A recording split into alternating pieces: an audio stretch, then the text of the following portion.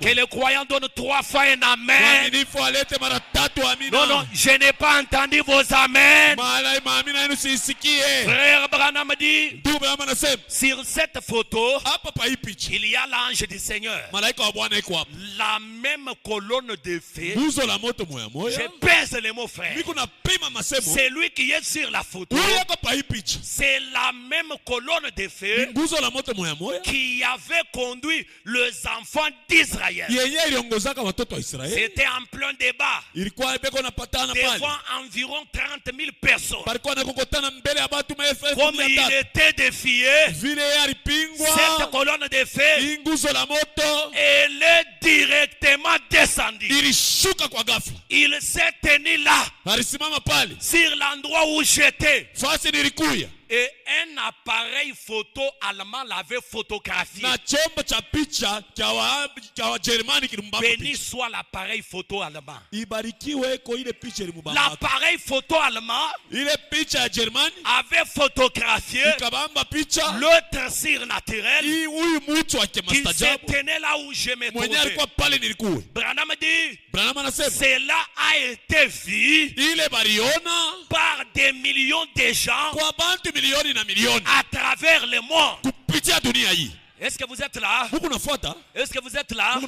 Je peux continuer. Frère Branham dit, maintenant, je vous dis au nom de Jésus-Christ que ce même ange, cette même colonne de feu n'est pas à 2 pieds de l'endroit où je me trouve. La colonne de feu n'est pas restée sur la photo. Mais quand Branham parlait, lui le Moïse du temps de la fin, la colonne de feu quittait la photo et s'est placée sur son temple sanctifié. William Marion Branham. Branham dit, pendant que je parle, cette colonne de feu se trouve à 60,9 cm de là où je me tiens. Écoutez, cette colonne de feu est juste à mes côtés. Dieu ne peut jamais briser les types, frères. Il a accompagné Moïse dans la première exode sous la forme de la colonne de feu, sous la forme de la nuée de gloire. Et dans ces temps d'histoire, dans la 3e exode, il doit faire la même chose. Est-ce que vous le croyez? Est-ce que vous le croyez?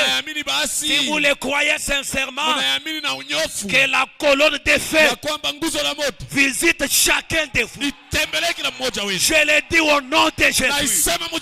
Recevez la visitation de l'âme.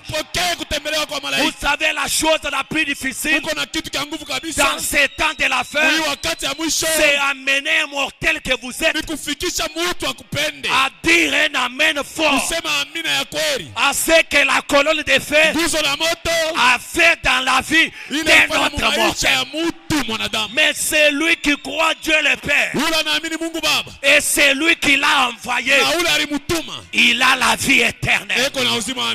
La vie éternelle aujourd'hui se cache derrière la commission que Dieu a donné aux prophètes.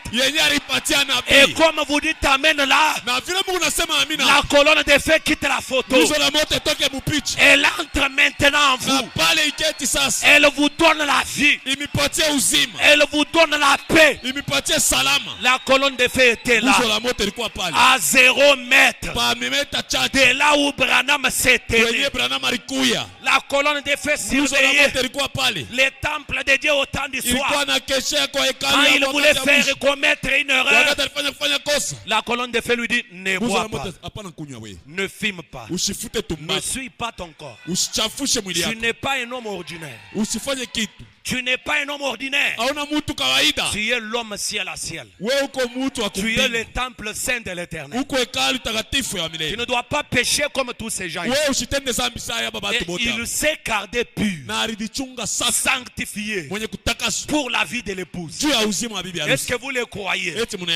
La colonne de feu était à 0 mètre de là où Branham s'est trouvé. Quand il voulait parler de ce message, Dieu dévoilé. 14 juin 64. 14 juin 64, Dieu dévoilé. Paragraphe 362. Est-ce que vous croyez, frère Branham? Frère Branham dit, cette colonne de feu visible qui a été prouvée par la science il y a bien des années, quand j'étais un petit garçon, cette colonne